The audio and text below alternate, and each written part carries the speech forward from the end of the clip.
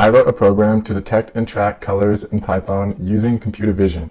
I did this by converting the webcam footage from RGB to HSV and then applying a masking function to visit each pixel and check whether it falls within a specified color range, turning it either white or black.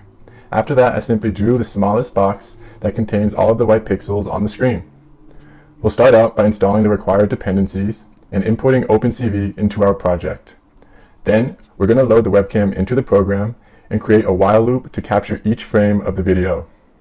This will return two variables. Next, we're going to load the window onto the screen by passing in a title in the video frame. To quit the program, we're going to check every 1 millisecond to see if the lowercase q has been pressed on the keyboard. If it has, we'll exit the loop, turn off the camera, and close the window. If we test it, we should get back a video like this.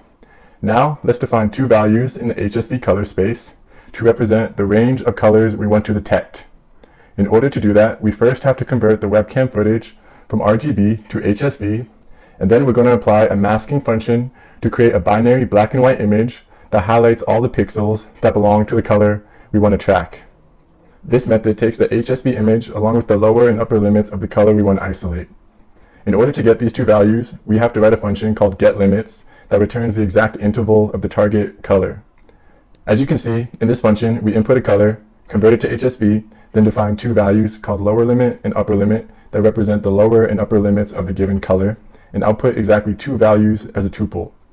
So let's import the function into our main file like this and define the color variable. It's important that we define the color as an RGB array, or else the getLimits function won't work. If I pass the mask into the window and run it, you'll see something like this, and as you can see, it picks up our yellow object. So now, all we have to do is draw a bounding box.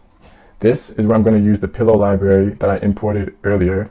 So from PIL, I'm going to import the image function. Then I'm going to define a new variable called mask underscore that's equal to image.fromArray, which converts our old mask into a pillow object that now has a method we can call to get the coordinates of the bounding box, which looks something like this when printed to the console. As you can see, it returns the numbers that represent the location of the smallest bounding box that surrounds all the white pixels within the mask. So now, if the bounding box is not empty, I'm going to grab its coordinates and draw a red box on the screen like this.